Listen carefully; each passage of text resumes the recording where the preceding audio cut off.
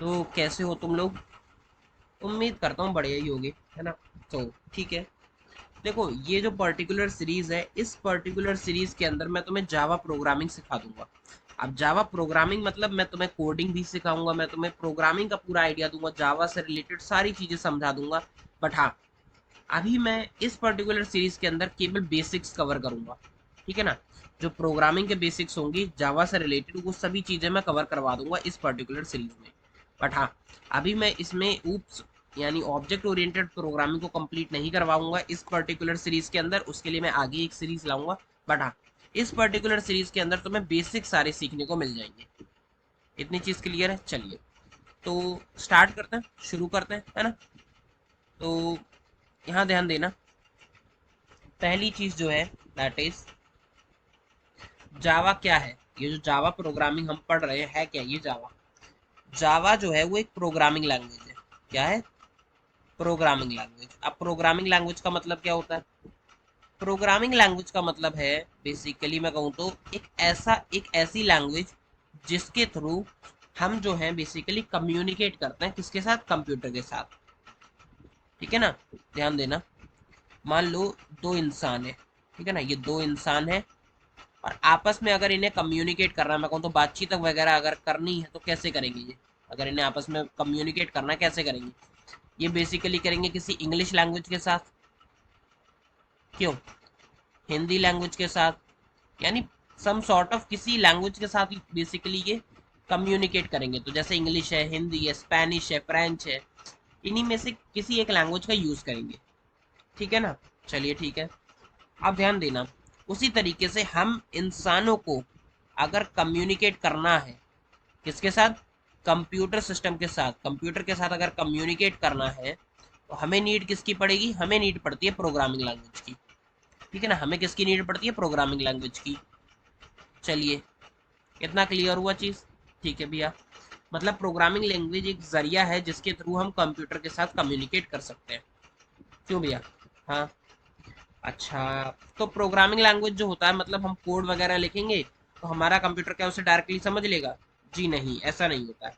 ध्यान देना आप, जो मैं चीज़ें तुम्हें समझा रहा हूँ, दैट इज, ये दो इंसान जब थे आपस में बातचीत कर रहे थे, कम्युनिकेट कर रहे थे, तो आपने ये चीज़ बहुत देखी होगी कि मान लो ये इंसान जो है इसको इंग्लिश आती है, ठीक है ना? इसको केवल इंग्लिश आती है, और ये जो सामने वाला है दूसरा इंसान, उसको हिंदी आती है।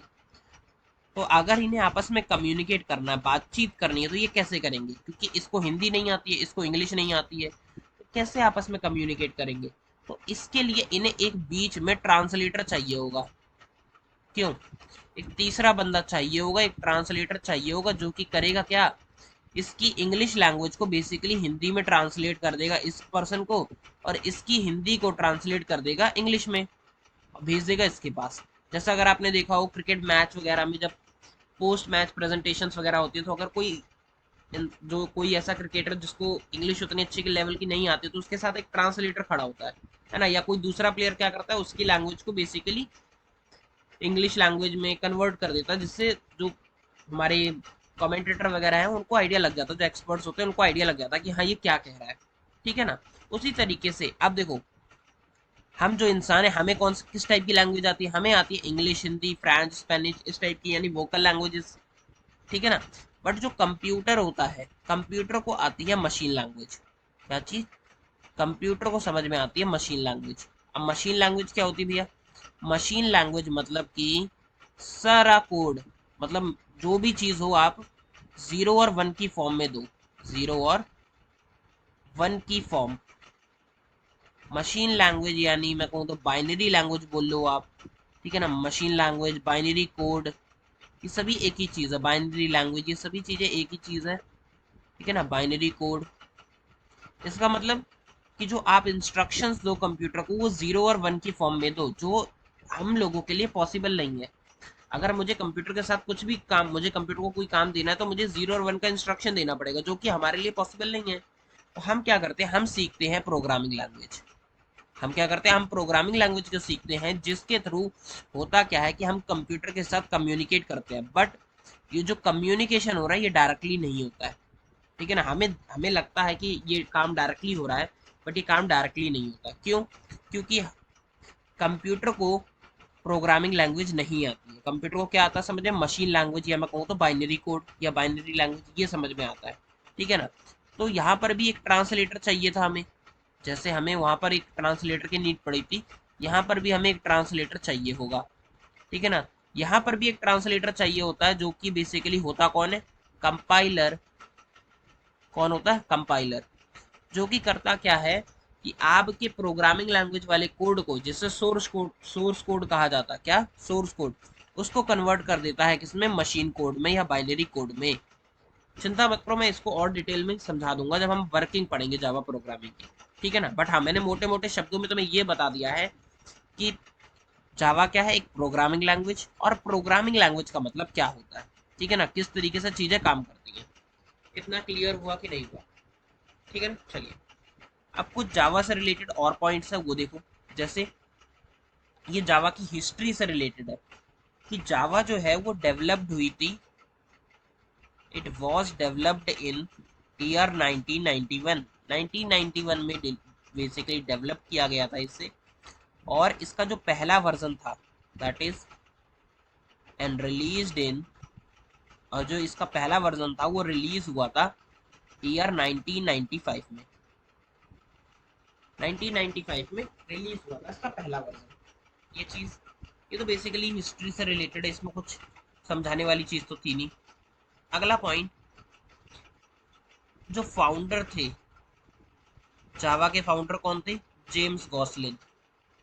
जेम्स गॉसलिन, जेम्स गॉसलिन, जो कि फाउंडर थे, जिन्हें जावा का फादर भी कहा जाता है, जिन्हें फादर भी कहा जाता है जावा का, father of Java. Father of Java बोल लो, फाउंडर ऑफ जावा बोल लो, एक ही बात है।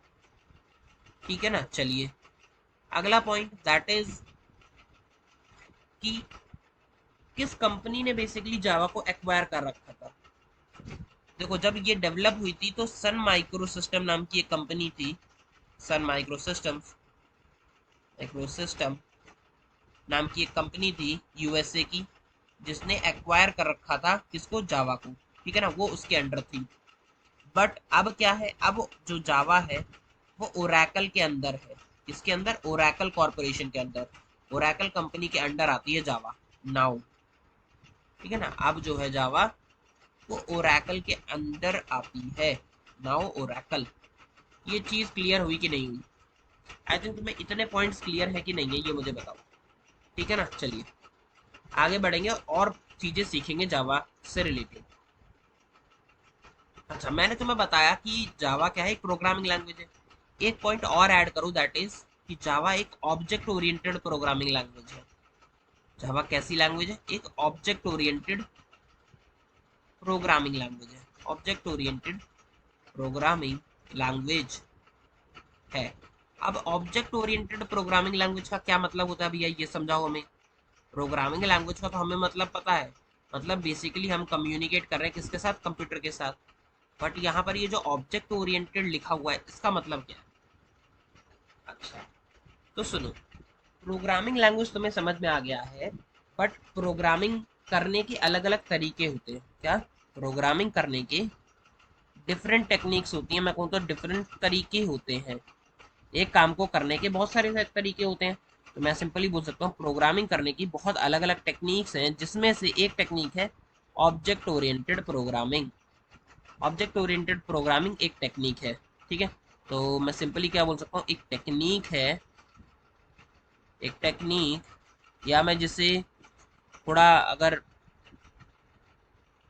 प्रोफेशनलिज्म टर्म्स में बोलूँ तो पैराडिग्म बोला जाता है। क्या, पैराडिग्म। ठीक है, एक पैराडिग्म है जिसके थ्रू बेसिकली हम कंप्यूटर के साथ कम्युनिकेट करते हैं। ठीक है ना, या मैं सिंपली बोल सकता हूँ कि प्रोग्रामिंग का एक पैराडिग्म है, या प्रोग्रामिंग की एक टेक्निक है। ठीक है ना। अब होता क्या है इसमें, इसमें होता ये है, ध्यान दो, दैट इज हम प्रोग्राम बनाएंगे जिसके अंदर क्लासेस होंगी और ऑब्जेक्ट्स होते हैं। ठीक है ना, मतलब हम कोड लिखेंगे जिसके अंदर क्लासेस होंगी और ऑब्जेक्ट्स होंगी, क्लासेस होंगी और ऑब्जेक्ट्स होंगी। ठीक है ना, जो कि नॉर्मल कोड में नहीं होता है, नॉट इन नॉर्मल कोड। जो हम अभी पहले नॉर्मल कोड जो लिखेंगे उसमें ये चीज़ें नहीं होती हैं, ठीक है ना। नॉर्मल कोड के अंदर ये जो क्लासेस और ऑब्जेक्ट्स हैं ये नहीं होते हैं, बट हाँ ऑब्जेक्ट ओरिएंटेड प्रोग्रामिंग में क्लासेस होंगी, ऑब्जेक्ट्स होंगे जिनका हम यूज़ करेंगे अपने कोड में। इतनी चीज़ें क्लियर हैं कि नहीं है ये बताओ मुझे, ठीक है ना। चलिए अब कुछ फीचर्स जान लेते हैं, कुछ फीचर्स जान लेते हैं जावा से रिलेटेड। जैसे कि जावा जो है वो प्लेटफॉर्म इंडिपेंडेंट है। जावा कैसी है? जावा जो है वो प्लेटफॉर्म इंडिपेंडेंट लैंग्वेज है। अब इसका मतलब क्या है प्लेटफॉर्म इंडिपेंडेंट का, तो ध्यान दो इसको समझते हैं। प्लेटफॉर्म इंडिपेंडेंट का मतलब ये है, यहाँ देखो ध्यान दो, कि जब हम कम्युनिकेट करते हैं कंप्यूटर के साथ तो हम बेसिकली अपना कोड लिखेंगे, ठीक है ना। हाँ आप ध्यान दो, जो कंप्यूटर होता है, कंप्यूटर जो होता है, हर कंप्यूटर का एक ऑपरेटिंग सिस्टम होता है। हर कंप्यूटर का एक ऑपरेटिंग सिस्टम होता है। वो ऑपरेटिंग सिस्टम मतलब सिर्फ देखो, मैं बहुत ज़्यादा डिटेल में नहीं जा रहा हूँ, बट हाँ ऑपरेटिंग सिस्टम का मतलब सिंपल सी चीज़ जो कि एक इंटरफेस की तरह काम कर रहा है आपके बीच में, आपके और बेसिकली कंप्यूटर के बीच में एक इंटरेक्शन का काम कर रहा है, बेसिकली एक इंटरफेस की तरह काम कर रहा है, ठीक है। तो ऑपरेटिंग सिस्टम बहुत सारे तरीके के होते हैं, जैसे विंडोज़ है ना, मैं लैपटॉप की मेजरली बात कर रहा हूँ, लैपटॉप्स और जो कंप्यूटर्स होते हैं वहाँ पर विंडोज़ है ना, मैक मैक है ना, लिनक्स, ये सभी क्या है ऑपरेटिंग सिस्टम्स है, ठीक है ना। अब ध्यान दो, तो ये जो पॉइंट लिखा है कि जावा जो है वो कैसी है, प्लेटफॉर्म इंडिपेंडेंट, इसका मतलब ये है कि मान लो मैंने अपना कोड जो है विंडोज़ वाली मशीन पे लिखा, ठीक है ना, मेरे पास विंडोज़ ऑपरेटिंग सिस्टम वाला कंप्यूटर था, तो मैंने उस पे कोड लिखा, ठीक है। अब अगर मैंने वो कोड अपने किसी दोस्त को भेज दिया, सेंड कर दिया, ठीक है, अब दोस्त के पास जरूरी थोड़ा ना कि विंडोज वाला ही ऑपरेटिंग सिस्टम वाला कंप्यूटर हो, उसके पास हो सकता है लिनक्स वाला हो या मैक वाला हो सकता है, ठीक है। तो अगर मैं उसे सेंड कर दूंगा तो उसे दोबारा कंपाइल वगैरह करवाने की जरूरत नहीं पड़ेगी अपने कोड को, ठीक है ना। वो सिंपली उस प्रोग्राम को डायरेक्टली चला सकता है, उस कोड को डायरेक्टली रन कर सकता है, ठीक है ना। अब मैं यहाँ पर अलग अलग टर्म्स बोल रहा हूँ, जैसे कंपाइल करना, रन करना, है ना, ये चीजें तुम्हें समझ में आ जाएंगी धीरे धीरे, कोई दिक्कत वाली बात नहीं है। बट हाँ तुम इतना समझ लो कि अगर तुम्हारे पास एक ऑपरेटिंग सिस्टम वाला कंप्यूटर है, ठीक है, आपने उस पर कोड वगैरह चला लिया बेसिकली, ठीक है, आपने उस कोड को किसी अपने दोस्त वगैरह को भेजा, किसी भी दूसरे सिस्टम पे अगर आपने भेजा, तो आप उस सिस्टम पे डायरेक्टली उस पर्टिकुलर कोड को चला पाओगे, किसी और चीज़ की ज़रूरत नहीं पड़ेगी, ठीक है ना, कोई दिक्कत नहीं होगी। यही है प्लेटफॉर्म इंडिपेंडेंट का मतलब। इसका रीज़न क्या होता है, इसका रीज़न हम ना वर्किंग ऑफ जावा में पढ़ेंगे, ठीक है ना। चलिए, तो मेरे हिसाब से तुम्हें इतनी चीज़ें समझ में आ गई होंगी। अगला अगला जो पॉइंट है, दैट इज अगला फीचर, कि जो जावा है वो काफ़ी सिंपल लैंग्वेज है। जावा जो है वो काफ़ी सिंपल लैंग्वेज है। हाँ देखो, स्टार्टिंग का जब मैं कोड लिखूंगा ना तुम्हें शायद थोड़ा सा कॉम्प्लिकेटेड लगे, बट हाँ एक बार तुम्हें वो चीज़ समझ में आ जाएगी ना, फिर तुम्हें बहुत ईजी लगने लगेगी। जावा से ईजी कोई प्रोग्रामिंग लैंग्वेज नहीं है। बट होता क्या है कि बिगनर होते हो, स्टार्टिंग लेवल के होते हो, तो आप तुम्हें थोड़ा सा बड़ा कोड देख के तुम घबरा जाते हो। बट हाँ जावा बहुत ईजी है, ठीक है ना। जावा बहुत ही सिंपल सिंटेक्स है जावा का, सिंपल है ना। और अगर मैं कहूँ तो सिक्योर्ड है। कैसी है? सिक्योर्ड। देखिए जावा का मेजरली जो यूज़ किया जाता है वो सिक्योरिटी पर्पसेस के लिए जाता है। अगर आपको एक ऐसा एप्लीकेशन वगैरह बनाना है जो कि काफ़ी सिक्योर्ड हो, ऐसा सिस्टम बनाना जो कि हाईली सिक्योर्ड रहे, तो वहाँ पर जावा का यूज़ किया जाता है, क्योंकि जावा जो है वो प्रोवाइड करती है सिक्योरिटी। जावा क्या प्रोवाइड करती है? सिक्योरिटी, ठीक है ना। चलिए अगला पॉइंट क्या है? अगला पॉइंट है रोबस्ट, कि जावा जो है वो रोबस्ट भी है। अब रोबस्ट का मतलब क्या होता है? रोबस्ट का मतलब है कि एक स्ट्रॉन्ग लैंग्वेज है। कैसी लैंग्वेज है? एक स्ट्रॉन्ग। स्ट्रॉन्ग मतलब कि इन द सेंस आप किसी भी तरीके के प्रोग्राम्स वगैरह चल जाएंगे इस पे, है ना। और जो मेमोरी मैनेजमेंट वगैरह है वो ऑटोमेटिक होती है। गार्बेज कलेक्शन नाम का बेसिकली एक चीज़ होती है जो हम अभी आगे डिस्कस करेंगे। वो मेमोरी मैनेजमेंट जो है ना वो ऑटोमेटिकली हो जाती है, जिसकी वजह से जो लोड है वो कम आता है, मतलब यूज़र पे। अपनी तरफ से ही जावा जो है वो बहुत सारे काम कर देती है, जिसकी वजह से यूज़र पे लोड जो है, प्रेशर जो है वो कम आता है, ठीक है ना। तो एक स्ट्रॉन्ग लैंग्वेज है, ठीक है। चलिए अब अगला पॉइंट जो है, जैसा मैंने अभी तुम्हें बताया था, that is automatic automatic memory management. जो मेमोरी मैनेजमेंट का सीन होता है वो ऑटोमेटिक होता है जावा के अंदर। ऑटोमेटिक मेमोरी मैनेजमेंट, ठीक है ना। Automatic memory management. क्यों? क्योंकि यहाँ पर होता है गार्बेज कलेक्टर। गार्बेज कलेक्टर नाम की एक चीज होती है जो कि बेसिकली करता क्या है, वही इस पर्टिकुलर चीज के लिए रिस्पॉन्सिबल होता है, इस ऑटोमेटिक मेमोरी मैनेजमेंट के लिए। ठीक है ना। ऑटोमेटिक मेमोरी मैनेजमेंट क्या होती है ये हम आगे जब मैं आप तुम्हें एग्जांपल्स वगैरह समझाऊंगा ना वहाँ पे क्लियर होगी। आगे आने वाली वीडियोस में तुम्हें ये चीजें क्लियर हो जाएंगी। ठीक है ना। चलो, आई थिंक तुम्हें ये चीजें क्लियर हो गई होंगी इतनी। अगला पॉइंट, जो जावा है वो मल्टी थ्रेडिंग को सपोर्ट करती है। Supports multi threading. Multi threading का सपोर्ट है जावा के द्वारा। अब मल्टी थ्रेडिंग का मतलब क्या है? देखो, मल्टीटास्किंग का मतलब तुम जानते होगे कि तुम एक समय पे जब मल्टीपल टास्क कर रहे हो तो उसे बोला जाता है मल्टीटास्किंग। ठीक है ना। जैसे तुम अपने लैपटॉप पे, अपने कंप्यूटर पे बहुत सारे सॉफ्टवेयर बेसिकली एक टाइम पे चला पाते हो, है ना। तुमने स्पॉटिफाई पे गाना बजाया, तुरंत तुमने उसको मिनिमाइज किया, तुमने दूसरा सॉफ्टवेयर ओपन कर लिया, या अगर उसको मिनिमाइज नहीं भी किया, किसी दूसरे सॉफ्टवेयर को खोला, वो चलने लगेगा, है ना। तो ये क्या है? मल्टीटास्किंग है। बट हाँ, अब जब तुम एक एप्लीकेशन के अंदर भी मल्टीपल जब काम कर रहे होते हो, जैसे मैं तुम्हें समझाऊं तो ये, हाँ ध्यान दो, जैसे जब तुम स्पॉटिफाई पे जाते हो तो तुम गाना जैसे तुम्हारा प्ले हो रहा है, ठीक है ना, तुम उसके अंदर सर्च कर रहे हो की टाइम पे, उसी टाइम पे तुम पॉज कर रहे होते हो, है ना, गाने को आगे पीछे कर रहे होते हो, तो होता क्या है कि उस एक सॉफ्टवेयर के अंदर, दैट इज उस एक प्रोग्राम के अंदर, एक प्रोसेस के अंदर, उस एक सॉफ्टवेयर के अंदर मल्टीपल टास्क हो रहे हैं एक समय पे, तो उसे बोला जाता है मल्टी थ्रेडिंग। ठीक है ना। तो मल्टी थ्रेडिंग वो होती है। मल्टीटास्किंग थोड़े बड़े लेवल पे होती है, मल्टी जो थ्रेडिंग होती है वो छोटे लेवल पे होती है। अगला पॉइंट क्या है? अगला पॉइंट ये है कि जावा जो है वो कंपाइल्ड लैंग्वेज है कि इंटरप्रेटेड लैंग्वेज है। ये सवाल बहुत पूछा जाता है, क्या कि जावा जो है वो कंपाइल्ड है कि इंटरप्रेटेड है, ये बताओ। अब कंपाइल्ड लैंग्वेजेस क्या होती है, इंटरप्रेटेड लैंग्वेजेस क्या होती है, ये मैं तुम्हें धीरे धीरे आगे आने वाली वीडियोस में सिखा दूंगा। बट हाँ, अभी के लिए समझो कि जावा कैसी लैंग्वेज, जावा दोनों तरीके की लैंग्वेज है, मतलब कंपाइल्ड प्लस इंटरप्रेटेड, जिसे हाइब्रिड लैंग्वेज बोला जाता है। क्या बोला जाता है? हाइब्रिड। ठीक है ना। तो जावा कैसी लैंग्वेज है? एक हाइब्रिड लैंग्वेज है, दैट इज वो कंपाइल्ड लैंग्वेज भी है प्लस इंटरप्रेटेड लैंग्वेज भी है। आई थिंक तुम्हें मैंने जावा से रिलेटेड काफी बेसिक बेसिक चीजें बता दी हैं, जानकारी तुम्हें जावा से रिलेटेड मिल गई है।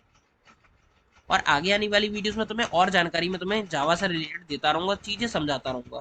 क्यों? ठीक है ना। चलिए, अब बात करते हैं कि जावा का यूज कहाँ कहाँ पर किया जाता है, दैट इज जावा का यूज कहाँ कहाँ पर है, एप्लीकेशन क्या है, उसके बारे में बात करते हैं। यूज एप्लीकेशन कहाँ कहाँ पर बेसिकली जावा जो है वो यूज होती है, उस बारे में बात करते हैं। तो जावा का जो यूज है वो वेब डेवलपमेंट में भी है, कि मतलब आपको अगर वेब डेवलप, मतलब बेसिकली वेब डिजाइन बनाने हैं ना, वेब एप्लीकेशन वगैरह बनानी है, वेबसाइट्स बनानी है, तो वहाँ पर यूज होता है। वेब डेवलपमेंट में यूज होता है। ऐप डेवलपमेंट में जावा का काफ़ी यूज है ना। ऐप डेवलपमेंट में जावा का काफ़ी ज़्यादा यूज है। और मैं कहूँ तो प्राइमरली यूज जो है ऐप डेवलपमेंट में ही है ना। इसके अलावा अगर आपको डेस्कटॉप एप्लीकेशंस बनाने हैं ना, डेस्कटॉप एप्लीकेशंस वहाँ पर है यूज जावा का। गेम्स वगैरह अगर तुम्हें बनानी है उसमें यूज है जावा का। डेस्कटॉप एप्लीकेशंस गेम्स में यूज है ना। तो मतलब बेसिकली जावा का यूज बहुत जगह पर है, लिमिटेड नहीं है जावा। ठीक है। वेब डेवलपमेंट जैसे मैंने तुम्हें बताया, वेबसाइट्स हैं, है ना, वेबसाइट्स, वेब एप्स, इन सभी में यूज बेसिकली होता है जावा का। ऐप डेवलपमेंट जैसे मोबाइल ऐप्स हो गए, है ना, मोबाइल ऐप्स हो गए तुम्हारी, इन सभी में बेसिक बहुत काफ़ी अच्छा खासा यूज़ होता है जावा का। और केवल इतना ही नहीं, और भी बहुत जगह यूज़ होता है, जैसे एंटरप्राइज एप्लीकेशंस वगैरह अगर बनानी है वहाँ पर भी यूज़ होता है। ठीक है ना। तो काफ़ी जगह जावा का जो यूज़ है वो हाई है। मेरे हिसाब से तुम्हें इतनी चीज़ें समझ में आ गई होंगी, जितनी चीज़ें मैंने तुम्हें अभी तक पढ़ाई हैं। ये जावा का बेसिकली एक इंट्रोडक्शन था, जहाँ से जावा का तुम्हें एक अच्छा खासा आइडिया मिल जाएगा। ठीक है, तो फिर मिलते हैं तुमसे अगली वीडियो में, है ना। चलो।